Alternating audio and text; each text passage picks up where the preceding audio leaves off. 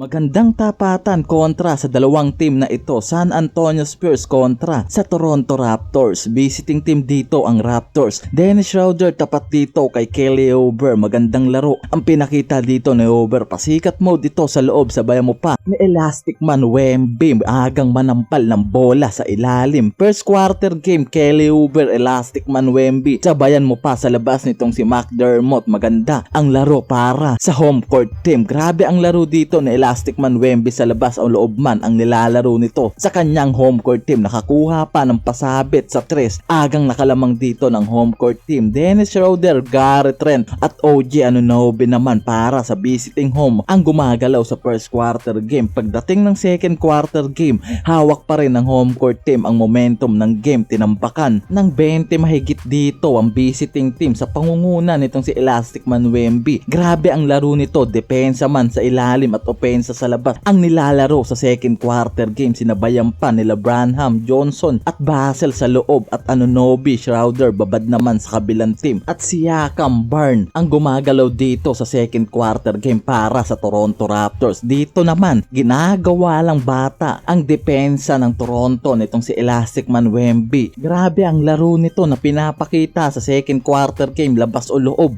tinitirahan ng mga kalaban at pagdating ng third quarter game, change court na para sa magkabilaang team pero malaki pa rin ang kalamangang hinahabol dito ng visiting team. Kelly Oubre, Johnson, Branham at Elastic Man Wemby ang nasa loob at Schroeder, Scottie Barnes, Anunoby. Ganda na ng laro sa loob na gumagana na rin sa ilalim si Jacob Powell. Mamaw sa ilalim ang sentro na ito pero Elastic Man binigyan ng isang palpal sa tres itong si Anunoby na patingin na lang sa likod itong si Elastic Man Wemby sa ginawa niya kay Anunoby. Basic naman ang laro dito ni Branham sa perimeter. Sinabayan pa ng magandang floating nito sa gitna. Sinabayan pa nitong si Osman sa labas. Schroeder at Barnes ang sumasagot dito sa third quarter game pero hindi nila nahabol ang kalamangang iniwan sa kanila ng home court team. Pagdating ng fourth quarter game, biglang gana sa tres ang visiting team. Barnes, Garrett Trent, grabe ang sipag sa loob. Nakakuha pa ng tres sa side itong si Trent. Gumana na ang opensa sa labas ng visiting team. Swerte dito sila Barnes, Gray Trent at Anunoby sa labas. Mamaw mood na itong si Barnes. Back-to-back 3 ang binigay para sa fourth quarter game. Prenosterize pa sa loob itong si Kelly Oubre na patingin na lang sa depensa itong si Elastic Man Wemby na walang nagawa sa loob. Nakuha pala biglaan ng visiting team ang momentum ng fourth quarter game. Baba sa 4 ang lamang ng home court team. At Johnson, Branham ang gumagalaw sa last 2 minutes in the game pero grabe biglang init sa loob nila Schroeder at Anunoby sa labas. Dinabayan pa ng mamaw mode nitong si Barnes at nakuha ang back-to-back 3 points at nanalo sa overtime 123-116. Comeback pa